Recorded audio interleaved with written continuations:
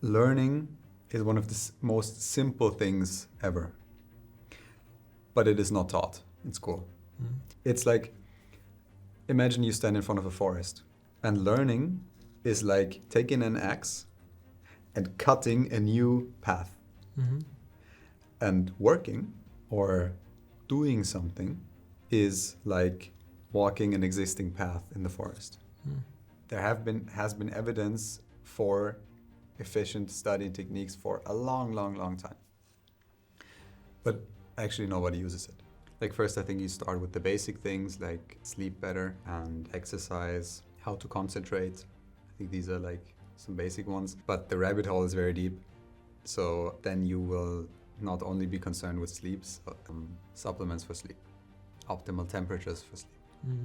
And people who go really deep down this rabbit hole, they have temperature controlled mattresses and they take specific supplements every day for sleep, which I don't do. So at first I kind of like got way too deep into the rabbit hole and I tried to do everything at once. That doesn't work. Learning is not like any other activity. Like it's different from any other activity. Teach us some of these techniques. The secret sauce, yes. Exactly. The secret sauce.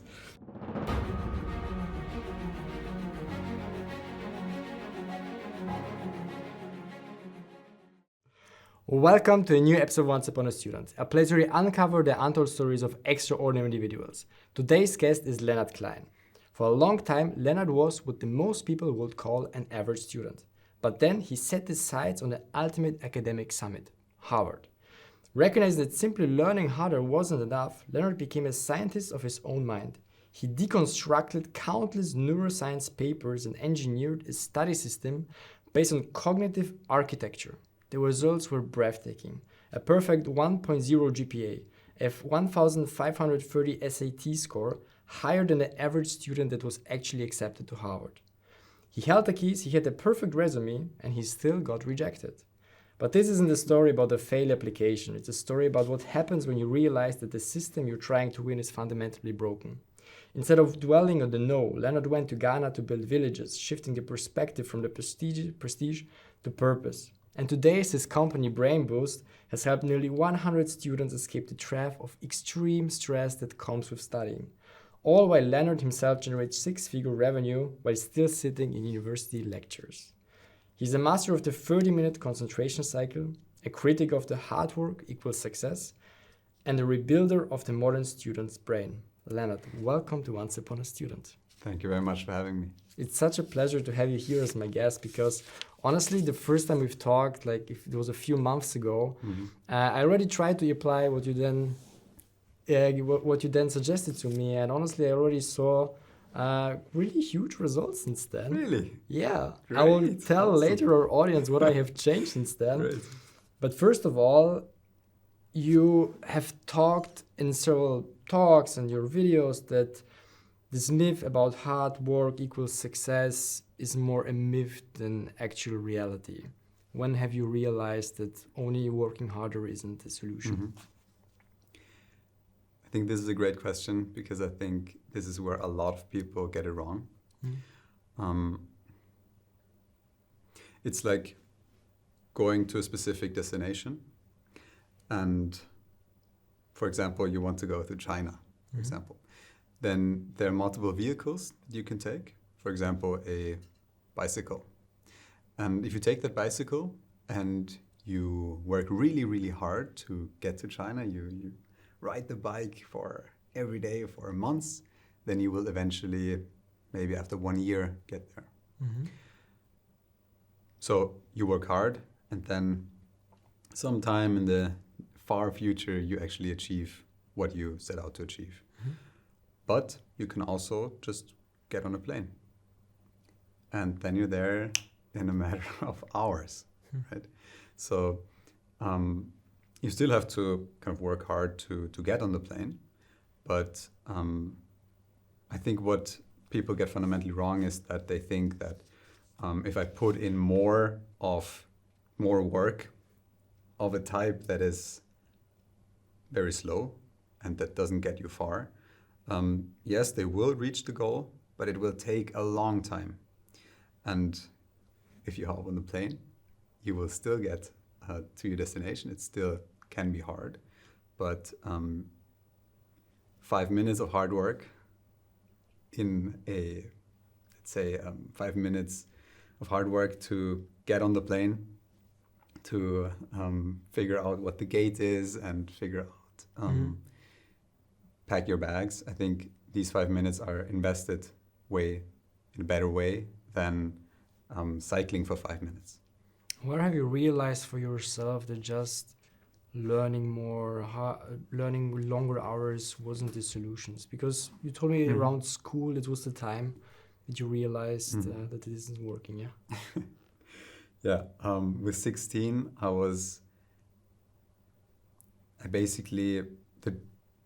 with 16, kind of the dream formed in my head that I want to go to Harvard. And I noticed, like, hey, my grades are ass, like my grades are bad. And what I did in the beginning, I just studied way more. Like, I was just studying more. I was reading the material over and over again. I was doing all the assignments perfectly, but it actually didn't get me to the grades that I wanted. Like, for Harvard, you need a 1.0 GPA, like this, it's like straight A's. And then I realized, hey, this vehicle that I am now using is just not fit to get to my destination in the time that I have. So I was kind of like using the bicycle. Then I realized, hey, this bicycle, in the limited time that you have in school, because you don't have a year to study for the next exam, you have maybe a few weeks or a few months. In this limited time, you just need a better vehicle. And this is what my story kind of like is about in a school sense. And why did you want to go to Harvard? That is an excellent question. Actually, pretty random. I was always extremely curious, like in general. And once when I was, I think, repainting my room, I came across this lecture from a Stanford professor about behavior, about neuroscience, essentially. And this kind of like got me addicted to the quality of an Ivy League education. Because I think what is very different in the US, especially in these Ivy League schools, is that there are professors who are not only professors, like brilliant in research, but they're also like great educators. And I listened to that lecture, and I listened to it like, I think like 5 years back, and I still remember things from that lecture. Crazy. Even though I listened to it once. And this is, I think, where the power of real education comes in. You can actually teach people, and it's possible, you can teach people in a way that they actually remember things and they are curious and they are excited about the topic. And this is what I saw in these Ivy League lectures at Harvard, at Stanford. And my plan was to study neuroscience, like science of the brain, at Harvard. I also applied to Stanford and Princeton, I think. But yeah, that's very lovely. And you told me that you wanted to switch the bike for the plane. So tell me, what kind of techniques did you try out, and how have you shifted your perception of learning? Because you got a 1.0 GPA at the end, yeah? Yeah, I did. So what I did, it wasn't like, okay, I discovered this learning system and I immediately got good grades. Like, that's not how it went. I kind of discovered more techniques along the way. So first of all, I discovered, I think, one technique, which gets you like 50% of the results. And I applied it. But also the thing is, it's not only the techniques that you need, it's also everything around it. So for example, everybody knows how to work out, essentially. Like, it's not really that hard. Like, if you want to grow your biceps, you literally need to do this. Like, there is no other way to grow your biceps than doing this motion. Or to train your legs, your quads, you need to do a motion that involves this. Right?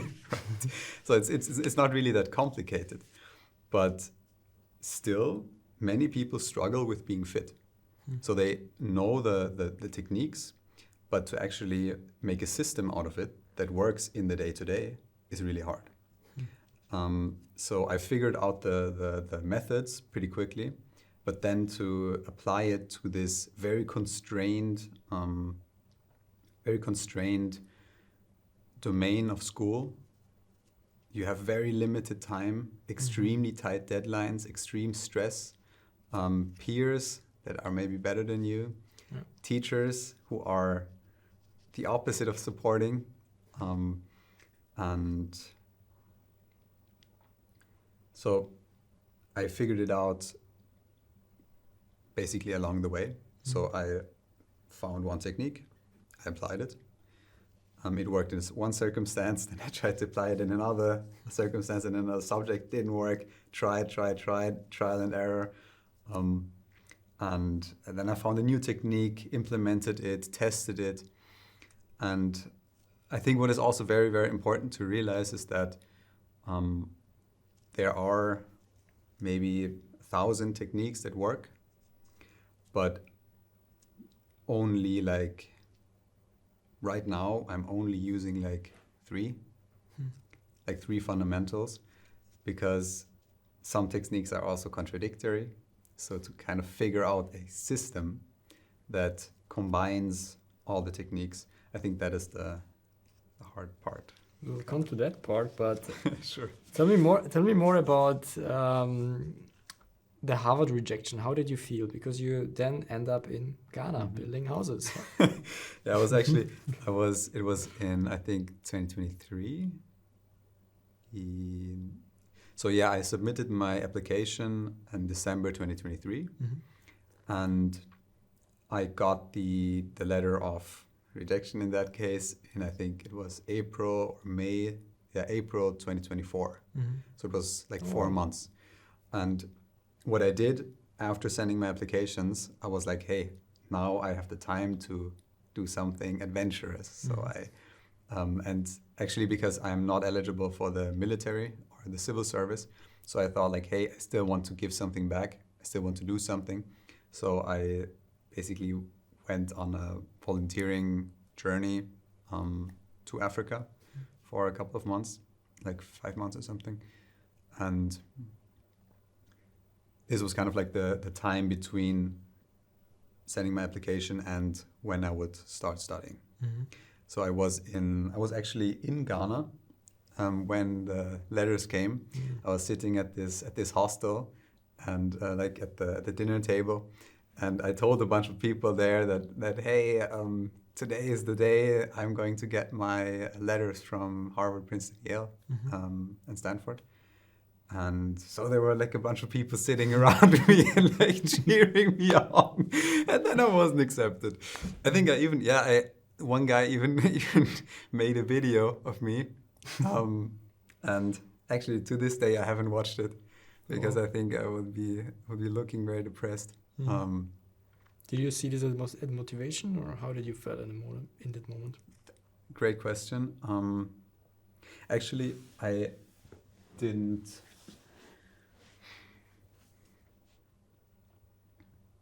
Actually, what is interesting? Like, I wasn't really sad. It was more of, okay, now I have to think about what to do next. So even though like I'm an incredibly optimistic person, like if you spend some time around me, you will know that like in my mind nothing can go wrong. And sometimes that's a bad thing because I usually don't have a plan B. But even though I thought like, hey, I will get accepted 100%, I still knew logically, hey, still, if you get great SAT scores, if you get perfect grades, then the acceptance rate is still, I think, only 2% or 3%. So I knew that, like, hey, if I don't get accepted, it doesn't. I mean, the admissions officers, they spend an average of 10 seconds per application. So I knew that a rejection or an acceptance is not a judge of your character. It's just how this person feels in that moment, how their personal experience kind of fits your narrative. And so I felt like, hey, it's not really that I'm a bad person or that I'm not good enough, but it's just like, hey, I wasn't accepted. Yeah, it's actually a very mature response because honestly, as an entrepreneur, you see it in every day. You get like 20 rejections per day.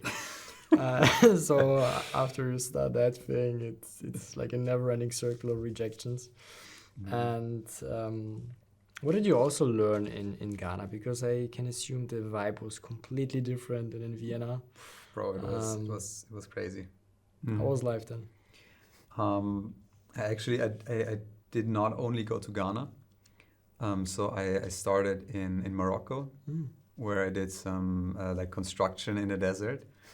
And then I went to Senegal, did agriculture. So first of all, I helped like a family who had a farm there.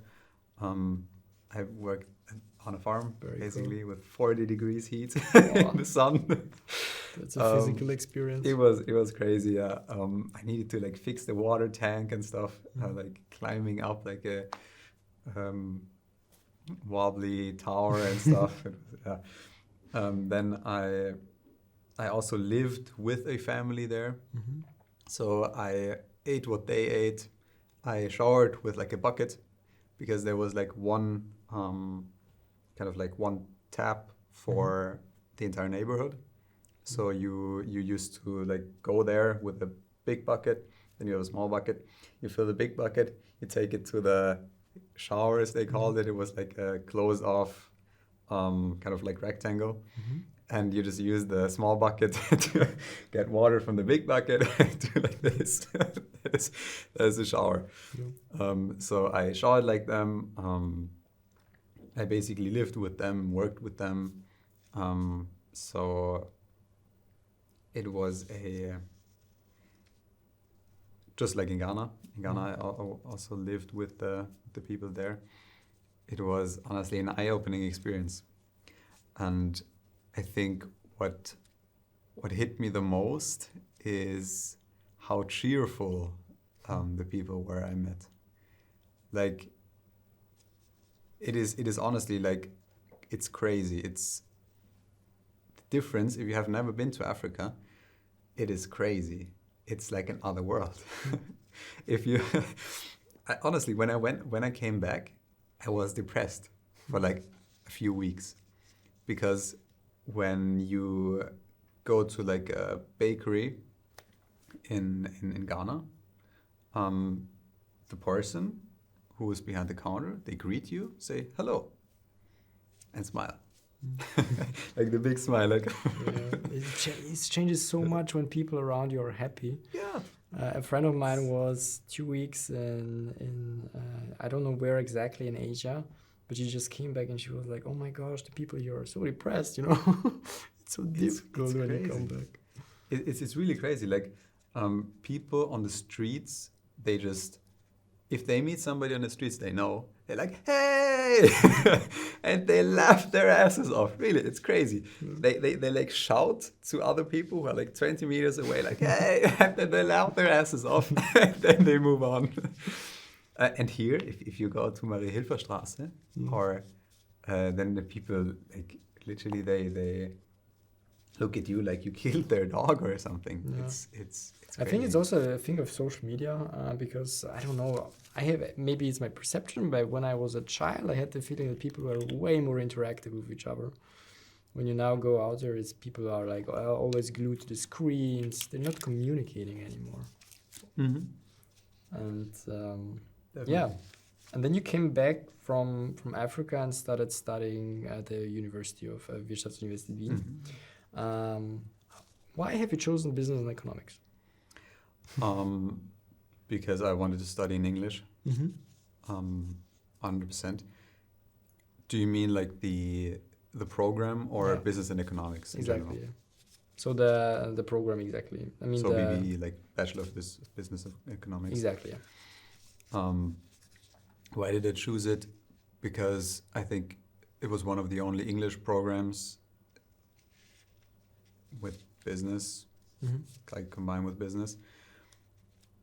I wanted to study neuroscience, but I think that is only possible in Austria with a bachelor's in biology, and that just takes too long, like, to be honest. Gotcha. So, like, these are the two main things that I'm passionate about is business and neuroscience. Mm-hmm. So if I could not study neuroscience, I would study business. So I studied business. Awesome. And yeah, for me, it was clear that, hey, I want to study in English. That was something I understand. that I really, if you really wanted to. have chosen the US, as a main goal, Mm-hmm. it makes sense that you Yeah. search for an English-based study program. And tell me more about, because we already scratched the surface about biohacking, about hacking your own mind. So tell me more what you've discovered at the beginning when you started. There's different techniques, when you read about it, and yeah, tell me more about it. What I discovered. Yeah. I think if you get into the topic of how the brain works, you discover a lot of things that can be optimized. Like, I don't know. Trying to think of an example. Like first, I think you start with the basic things like sleep better, and exercise, and how to concentrate. I think these are like some basic ones, but the rabbit hole is very deep. So then you will not only be concerned with sleep, but you will be concerned with supplements for sleep, optimal temperatures for sleep.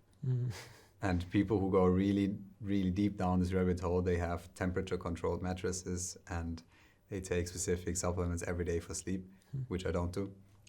So at first, I kind of like got way too deep into the rabbit hole and I tried to do everything at once, but that doesn't work. So I just got overwhelmed. So this is also when I basically built the system for myself. I asked myself, like, hey, what are the things that really matter? What are the things that actually bring a benefit to the table? And then I used them and cut everything else out. What were the most simple things that you have changed? The most simple things. The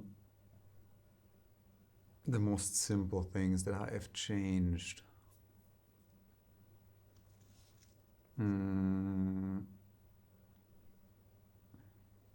I think the most simple and yet powerful thing is sleep, like in general. Like if you look at all the things that are good for your brain, are good for your performance, and you stack them up, they're like this. And having great sleep is like this. So it's like it outperforms everything else. And specifically just going to bed every day at the same time. I think that is where 70% of the results lie.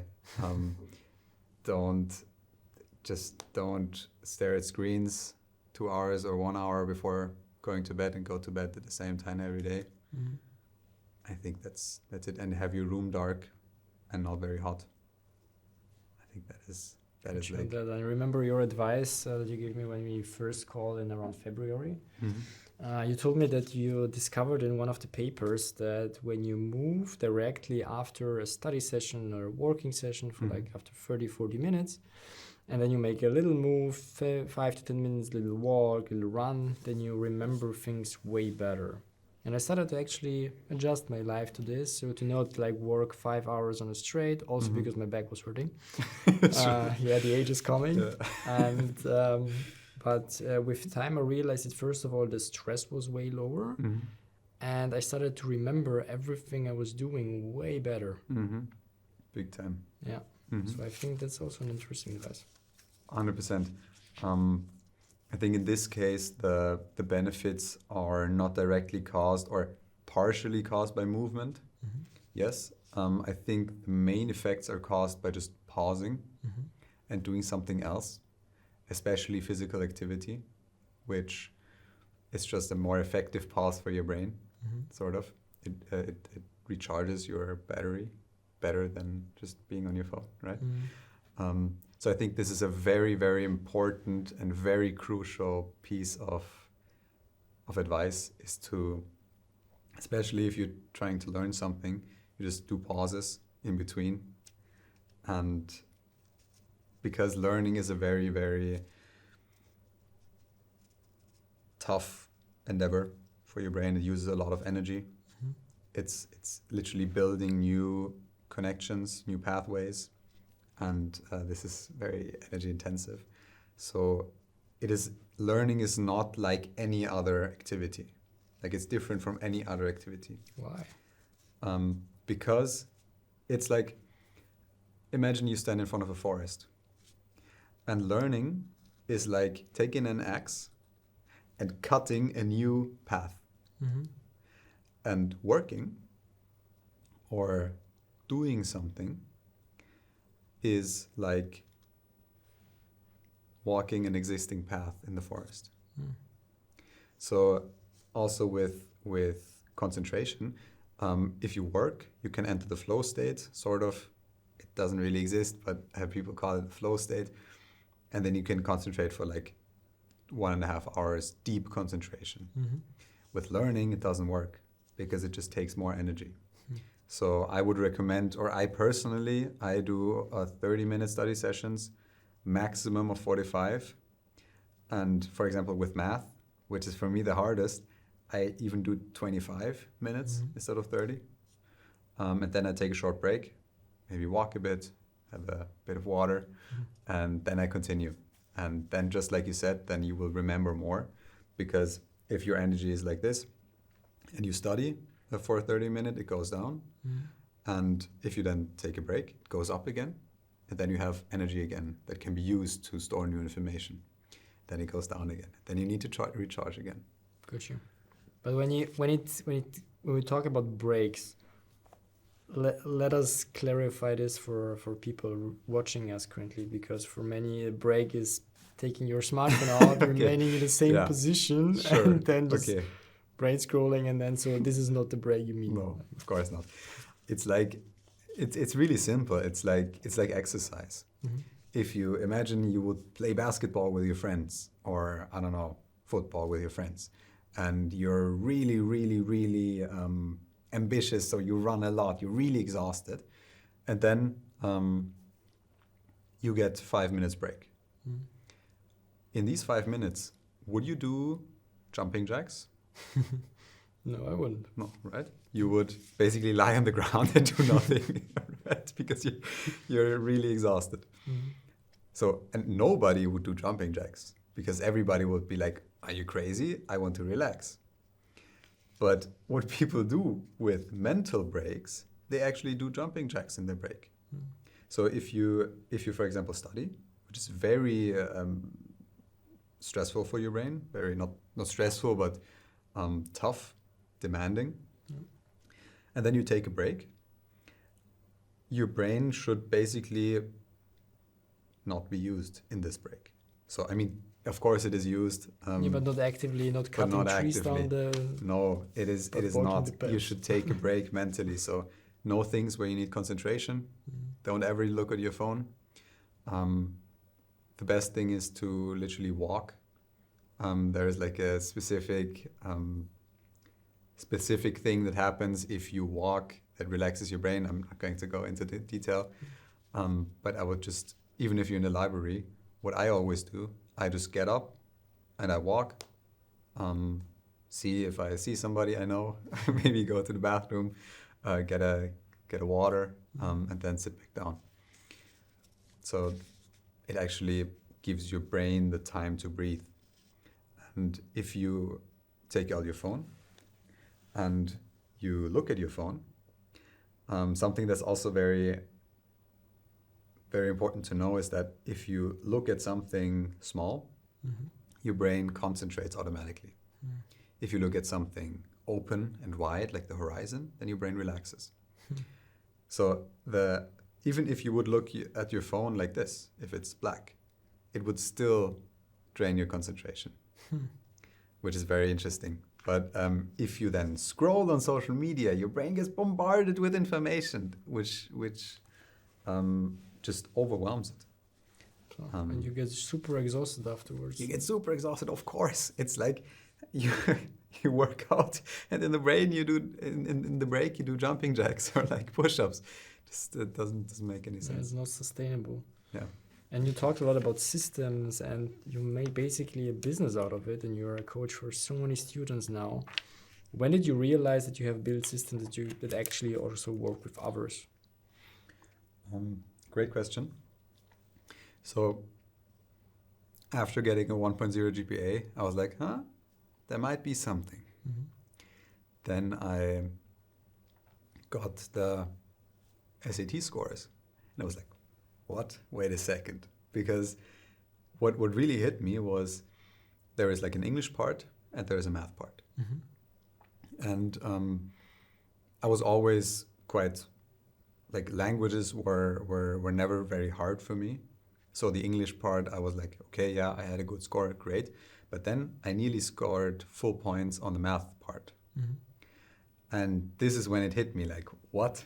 I nearly, because at like 16 or 15, I nearly needed to repeat a class because of math.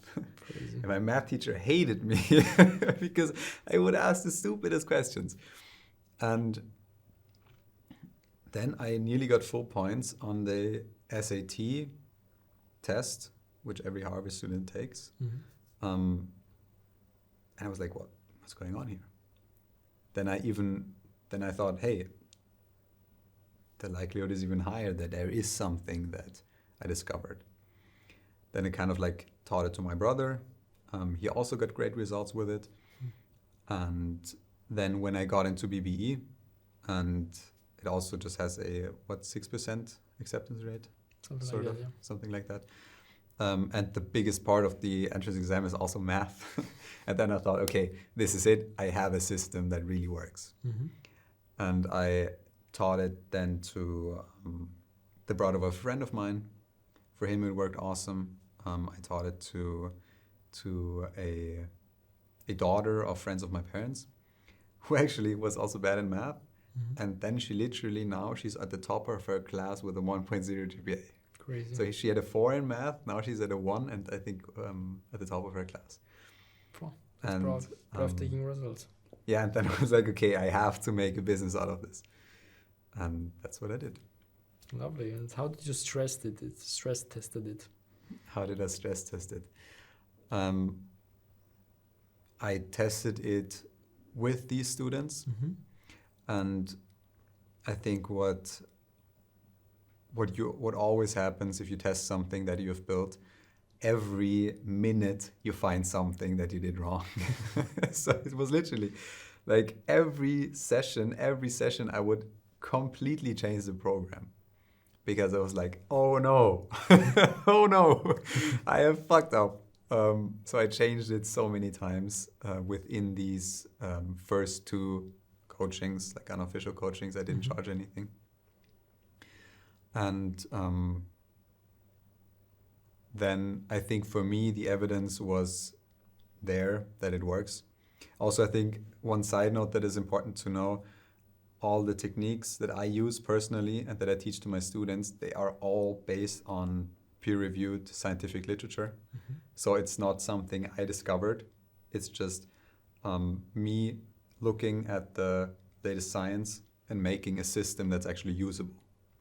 So if I teach a student a system, I only teach the student this system if I know, hey, in the literature, it has been tested with literally thousands of students, and it has been shown for the last 100 years in every study to work, so I use it. So this is why I didn't do, 10 test clients or 10 test coachees, because I was like, hey, I know that the techniques work. The only thing that I tested was, am I able to actually deliver the system to somebody else? Got you. Does that make sense? Yeah, it makes totally sense. And now I think many of our listeners are very curious. Teach us some of these techniques. The secret sauce, yes. Exactly. The secret sauce. I think what always blows my mind is how incredibly simple it is. Like, learning is one of the most simple things ever, but it is not taught in school. And there's literally science dating back 200 years that shows you, not exactly, these old studies are not that precise, but there has been evidence for efficient study techniques for a long, long, long time. But actually nobody uses it. And what's always funny is that everybody actually knows how to study. Do we? Yeah, everybody actually knows the most efficient ways to learn. And I think you do too. So we will do an example. Okay. How have you learned to ride a bike? To get on the bike and fall down. Yeah. And then? Sometime it clicked, and when it clicked, I never unlearned it. Right. And now you know how to ride a bike, right? Yeah. And before riding a bike, did you sit in a 40-hour lecture about the dynamics of bike riding? No. Really? You did not? And you did not read a 2,000-page book about bike Unfortunately, riding? no. Really? No. Interesting. So, I mean, bike riding is quite complex, right? So you need to balance, there is aerodynamics, there is like, you need to move like, I don't know, how many joints? 1, 2, 3, 10. In perfect unison so that you don't actually fall off the bike. Yeah. It's quite complex. And you learn it as a, 6-year-old? 5-year-old? I have no idea. 5, 6, something like that. 5, 6-year-old. So you learn this ultra complex movement pattern without anybody telling you the biomechanics of bike riding. And the thing is that there is no difference between learning how to ride a bike and learning how to do math, or learning how to write the perfect essay, or learning how to answer questions about the history of economics or physics. There's literally no difference in learning bike riding and academic learning. So every subject in school, every course in university is based on a specific skill. That skill can be solving math problems, or it can be answering questions to a specific topic, or, for example, in languages, to be able to speak, to write, to present something in a certain language. It could also be answering questions verbally based on a certain topic. So these are specific skills. And it's just a skill like bike riding in the end. So there is no difference how you learn them. So if I would tell you, hey, if you would want to learn to juggle, how would you do that? I would grab some balls. I mean, first of all, I would look at other people who are already doing it, how they're doing it, and I would try to adapt it. Sure. And then you would practice, right? Exactly, yeah. Exactly. And this is exactly how you learn math. By You practicing. You just look at a person once who does it, Mm-hmm. and then you practice. That's it. Mm-hmm. But what people actually do is they look at the person doing it for 100 hours, and then they practice for 1 hour. Mm. And then they think they can do it. That's actually not the case. Yeah, I get that part. And what actually happens is that the skill that they need to know to pass the exam is not trained by watching somebody do it. You actually have to do it. So what I do personally, this is a bit extreme and you have to get used to it sometime before you do it. But I had an exam today and I didn't read a single page. I didn't read a single page of these of the content of this exam. Mm-hmm. What I basically did, I made a podcast with AI, with Notebook LM, which summarized the entire lecture, like all the lectures in 1 hour. Mm-hmm. I listened to it while just chilling in the park. And I really tried to understand everything. And after that, I didn't read anything. I didn't listen to the podcast again. I just put all the slides into ChatGPT and used like a specific master prompt to get it to ask me questions. Because the exam was about answering questions about philosophy, about logic. Mm-hmm. So what I did, in practicing, I answered questions about philosophy and logic. Mm-hmm. And then I got better at answering questions about philosophy and logic. And now I passed the exam. Congratulations. So, it's really easy. Or if you want to if you want to solve math problems, it's the same thing. This is also exactly how I studied for the SATs, exactly how I studied for the entrance exam of BB. This is exactly how I studied for all the quantitative classes here at university. I watched an explainer video once or read an explanation once, but most of the time I didn't even read the explanation. I just tested myself, I just practiced, and after every math problem, I looked up the right solution with AI. And only if I didn't get it, then I watched the explanation. But this makes total sense. It's also a similar analogy to like reading all those business books. Yes, I once heard perfect. that it doesn't bring you Yeah. anything if you really read like 40, 50 books a year if you don't implement the things that you're reading. Exactly, 100%. 100%. This carries over to business. This carries over to sports. Learning is the same in every field of life. So you're telling our students that if they want to get more effective, they should rather focus on understanding it rather to like learning it just to repeat it. Mm-hmm. Also, I think this is where a lot of people get it wrong. Understanding is not sufficient. Mm. Like, understanding is just one part of learning. Okay. Because understanding is, okay, I have this information right now. Right now, I can work with this information. That doesn't say that you actually remember it. Mm. Because if I can work with the information today, that doesn't mean that I can work with it tomorrow or next week. So it's actually 2 steps, understanding and actually storing the information. Mm-hmm. So to kind of like give a step-by-step guide, what I do, for example, with math, I immediately get into practicing. I do a math problem. Then I check the results. And then only then, if I got it wrong, I spend a lot of time trying to understand what exactly I got wrong. Down to the tiniest detail, especially in math, this is important.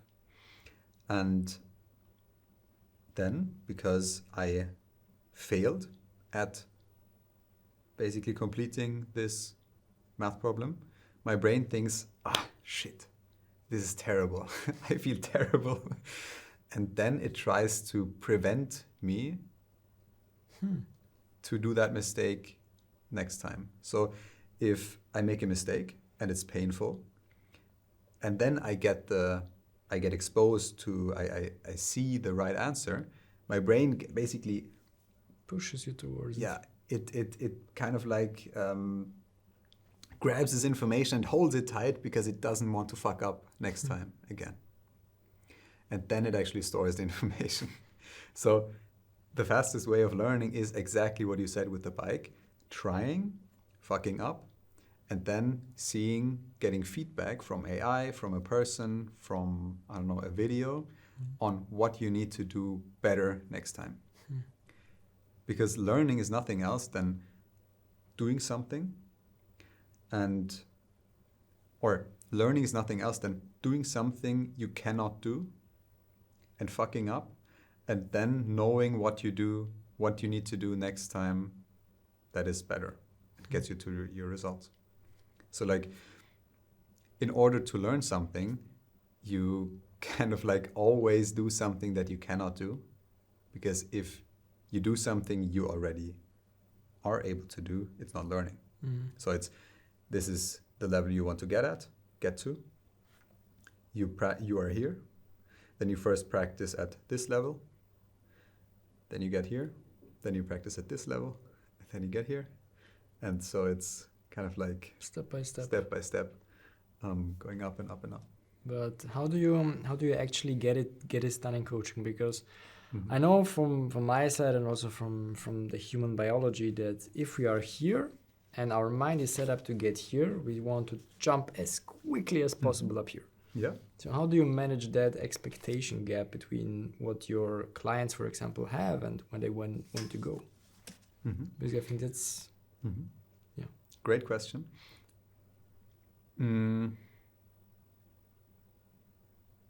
What is something that you want to learn right now? Coding.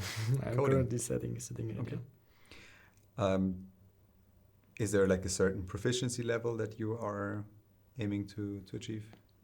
Being very good at it, let's say like that. Because I have a little toxic mentality with myself. It started when I was 5 or 7 years old. I was like, no matter what I start, I know I can get the best in something.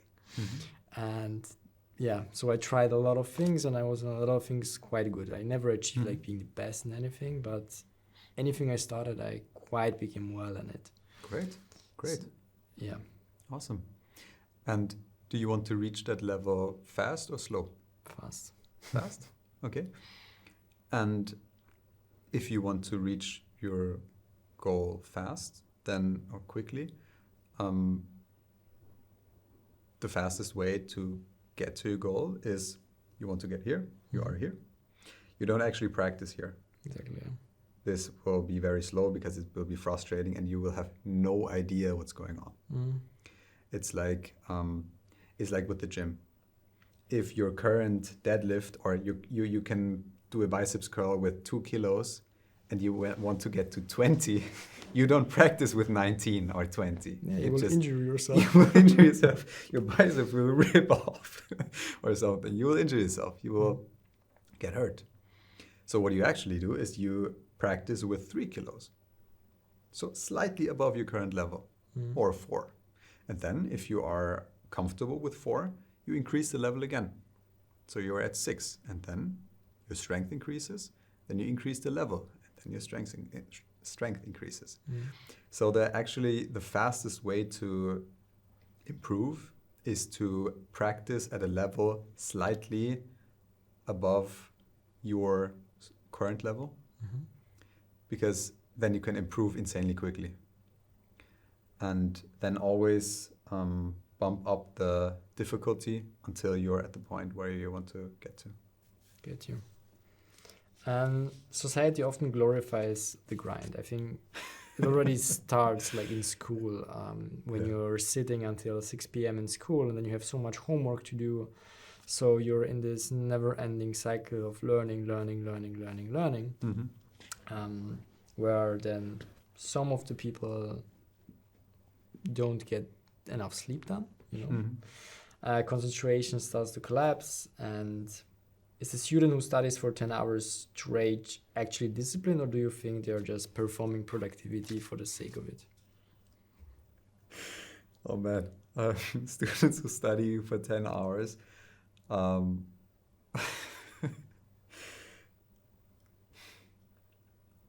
it's like people who want to lose weight and eat a big pie every day. Or it's like people who want to get fit and drink 2 liters of Coke every day. It's extremely contradictory, because what we discussed earlier, in order for your brain to actually learn something, it needs to have energy and be concentrated. So there is a direct relationship between concentration and learning. So if your concentration is great, then you can store a lot of information. If not, then you don't remember shit, essentially. And what happens if you study for a long time? I mean, 10 hours is way too much. Like scientifically, deep concentration in general, for most people, is like possible for 6 hours a day. But that is like elite, really. Some people can do 7.5, but that is crazy. And what you actually do if you study 10 hours, if you don't take breaks, you take away time from your recovery and replace it with time that you sit in the library and study. But your brain actually it's just not in a position to learn anything. So it's like running and training for a marathon and trying to run 20 kilometers per day without recovering.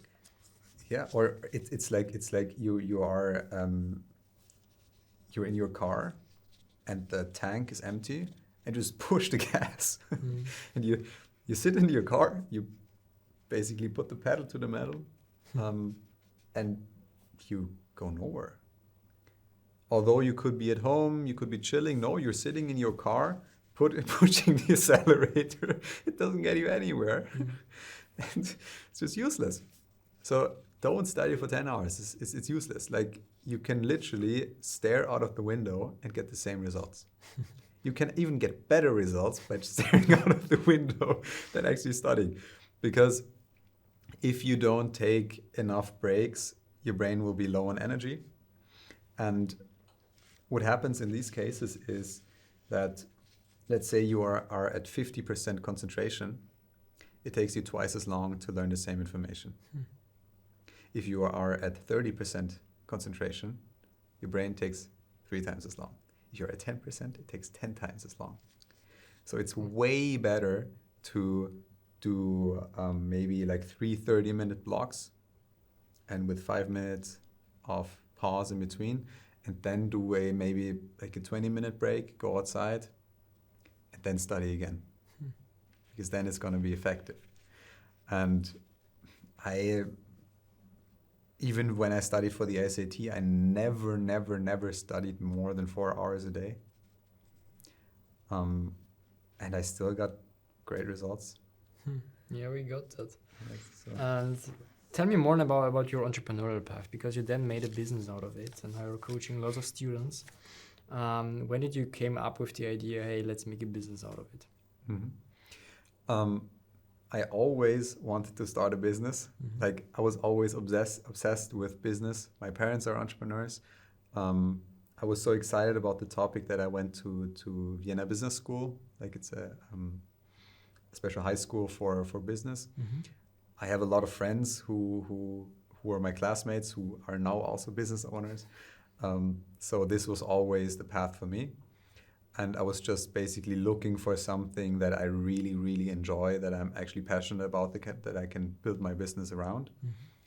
And when I figured out, like, hey, I have this skill of learning really, really well, and I also love teaching.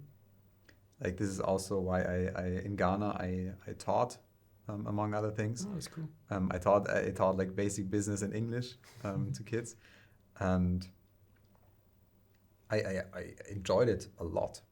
So I knew, okay, I think I'm good at teaching. I can learn like crazy, and I want to start a business. So I was like, let's combine this. And that's a pain point for many people. And it's a pain point. It's a huge pain point. And I was like, hey, is nobody doing this right now? And then I researched and like, what? Nobody's teaching students how to learn with neuroscience?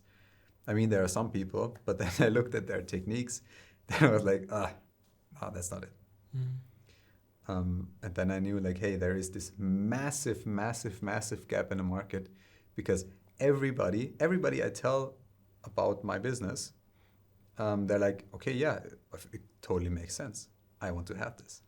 So it's like everybody knows that this is important and nobody does it, which is the craziest market opportunity in my opinion. Yeah. How do you scale it? Because you only have so much time available. I mean, you're also a student still, besides building that business, which is crazy to my mind. So how do you scale it? Because there's like an upper limit, upper selling. Yeah, for my time. Good question. At first, I just took on a lot of clients and I just worked more. And I think this is good to do in the beginning, to just get you as much exposure as possible, because I also needed to learn how to be a better coach, and to learn something is to actually do it. So this was great in the beginning to just get my skill levels in different domains up. And then I started making a video course, because there was some techniques that I always taught the students at the beginning of my coaching. But then I realized, hey, it's not necessary that I'm there live on the call teaching them the techniques. It's just as good, if not better, if they have a video course which they can watch. So then I had more time to dedicate towards real coaching, to dedicate towards figuring out what the student is really struggling with in the implementation. Because getting the techniques right is like, understanding the techniques pretty easy, but actually implementing them into your daily life and actually practicing the right way sometimes is hard. And this kind of like freed more of my time for actual coaching. Then I hired somebody, Vanessa, and she's now my customer success manager. And she helps me or head coach really. She helps me to get back to students quickly with questions, kind of like organize everybody, that I keep track of their progress, and everything. She also helps me with the coaching at times. She helps me with onboarding the clients to actually tell the students like, hey, this is how it's going to look. This is the course. Use it like this, until they get into the coaching with me. This also freed up a lot of my time. Also, I do group coachings as well, and not necessarily for the reason that I want to like scale and make as much money as possible, but really for the reason I mean, that's also a part, but you can do that differently. The real reason why I'm doing group coaching is because if you know the techniques and you just need to implement them, it is very, very hard to do if you feel like you're the only one who's doing it right now. But if you know there is 10 other people who I personally know, who I've talked to, who are going through the same thing, who also want to improve, who also struggle with math, science, English, it's way easier. And what I also noticed is that if, for example, one coachee of mine, Leo is his name, he recently finished the coaching. So he basically got all the results he wanted and more. And this is incredibly motivating for other students. So he agreed to actually tell his story on the group coaching. And maybe a bit of background about him. Before he came into my coaching, he had Latin for like 2 years. And literally every single test, he failed for 2 years. And he was completely like, yeah, he was not in a good place. He thought like, hey, I'm stupid. Latin is impossible for me. And then he actually succeeded. And now he actually studies less and gets better grades. And when he told that to the others, they were like, what? That's crazy. And I already told them, hey, if you do the things that I tell you, you will get great results. And I think they believed me, but it's way stronger coming from a person. He's 14. Yeah. So, or turning 15.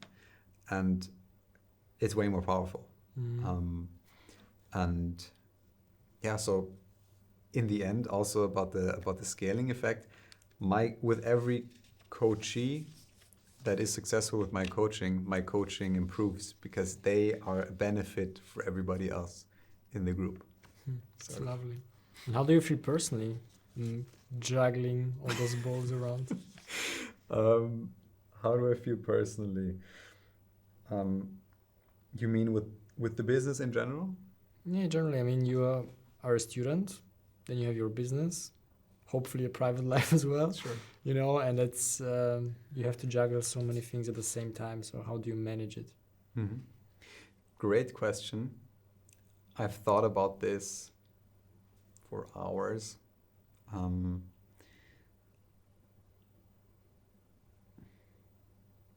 I think the whole notion of private life, or the whole notion of having different lives, seems kind of strange to me, because 100% of the time I do exactly what I want to do. Literally, like I do nothing that I don't want to do. I'm in university because I want to do. I can leave any time. Like right now I could walk out of this building and never come back. I could move to, I don't know, Mongolia and never come back. I could quit my business tomorrow. I would have to refund my clients, sure, but I could leave anytime. I don't have to go to the gym. I don't have to do anything. So every second of every day, I'm doing exactly what I'm choosing to do. Because if I don't choose to do it, then I wouldn't do it. That's powerful. So we often do phrase ourselves as victims of our lives, we are not happy with our job, we have a relationship, but in the end, we're choosing it every day. Exactly. And if you don't like your job, you have a big problem, and it's your responsibility to change that. Because nobody will come and just take care of your dreams. If you have a dream, then it is your responsibility to go after the dream, because nobody will achieve that dream for you. Tell us about your dream. Sorry? Tell us about your dream. My dream. I think I have a couple of dreams. I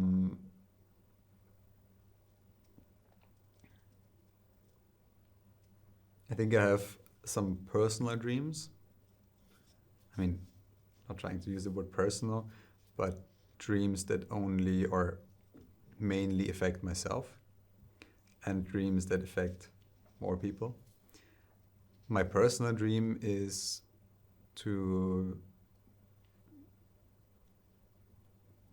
as I said, to do exactly what I want 100% of the time. I think even though I'm choosing to do what I want to do, there are still some things that I don't particularly like, which I do anyways because I chose to do them. So I think one dream is to have more time dedicated towards building the business and having less responsibilities otherwise. So I'm really looking forward to finishing university. But let me tell you one thing. After finishing university, I have the feeling that the responsibility even increases. Really? Yeah. Okay. Oh, shit. Yeah. Then this is one dream, and the other dream is I want to become a millionaire by 25. So I'm 21 right now, turning 22. I think I can even do it with 24, maybe 23. Crazy. If I push it. That is my personal financial dream. I want to specifically work with people I really enjoy spending time with. This is very, very important to me. Because I feel like these are the moments that I enjoy myself the most. Like working on something deeply meaningful, very, very exciting with great people. I think if you have that in your life, that is a big part of satisfaction, a big part of an awesome life. Yeah. And these are sort of like the personal ones. I want to have a family, of course. Want to have kids. I mean, I have some time left until that happens. That is, of course, also a dream of mine. And sort of like the more broader dream, I think that education is flawed.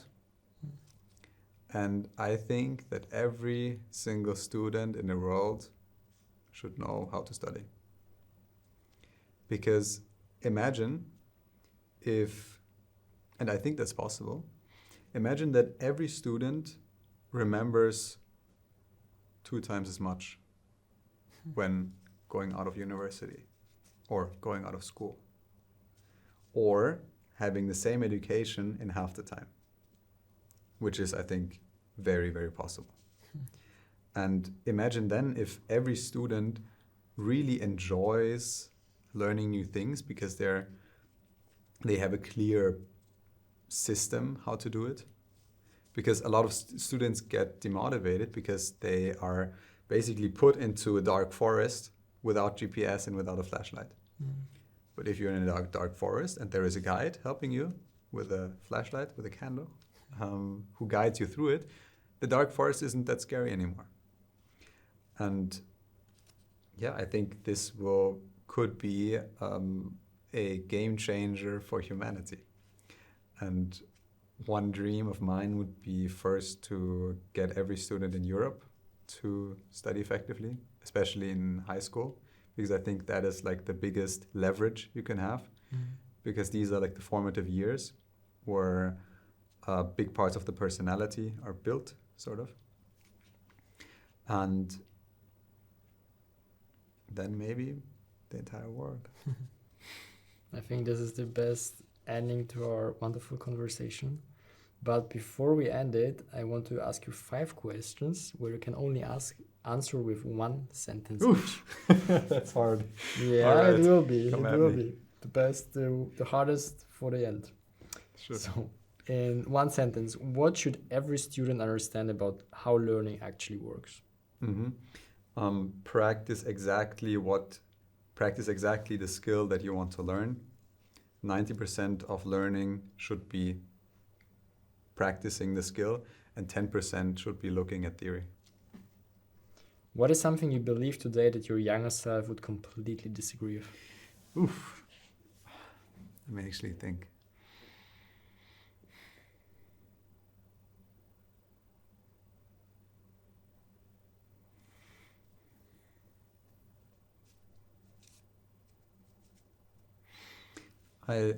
For a long time, I thought that achieving something great or being successful, it always includes like suffering. Always includes, like you said earlier, this grind, this anger. I always believed that you need to feel bad to get to your goal. But I think what I'm realizing more and more, I think it started like a few months ago, that actually suffering even holds you back. Because if you are in a state of enjoyment, nobody can beat you. It's like there's this interview with Verstappen. You know Verstappen? Yeah, Max sure. Verstappen? Sure, this Formula 1 driver, who is, I think, currently the best driver in the world. Yeah. he just enjoys driving. So he actually got a fine by his own team because before a race, he was doing a simulation race at home, like in front of the computer the entire night. And so his team was angry as fuck because they thought like he was not going to perform at the next race. I think he even won that next race. But he just enjoys racing so much. It is just his passion. He wants to do nothing else. Yeah, he even told that he doesn't care if he wins 8 or 9 championships. He just wants to enjoy it. Yeah, exactly. And nobody can beat that. Nobody. Like, I deeply enjoy the process of building a business. Every step is, in some sense, even doing taxes, is, even though I'm procrastinating that at times, to be honest, but even that can be extremely rewarding and enjoyable. And kind of unlocking that just makes you faster, more productive, and just gives you a better life because you enjoy a bigger share of your actual time. That's true. And what is one learning habit every student should stop doing immediately? Immediately.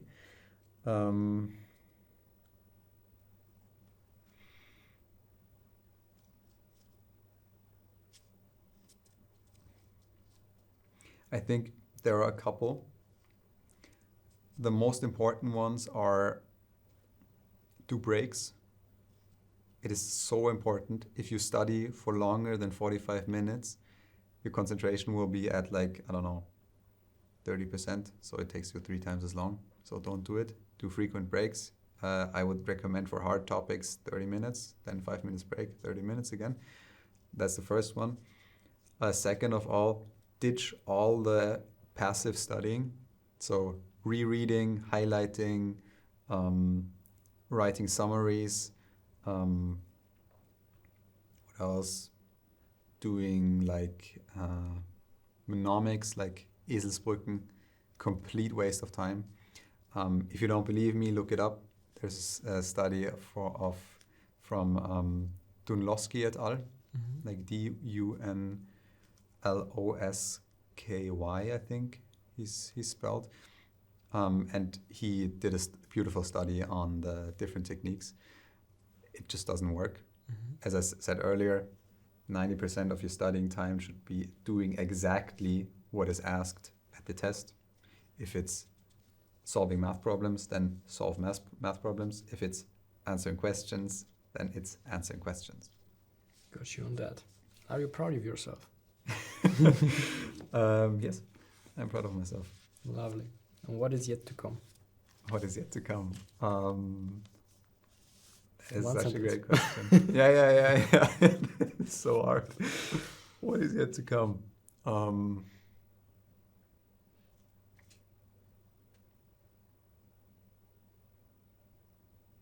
I don't know.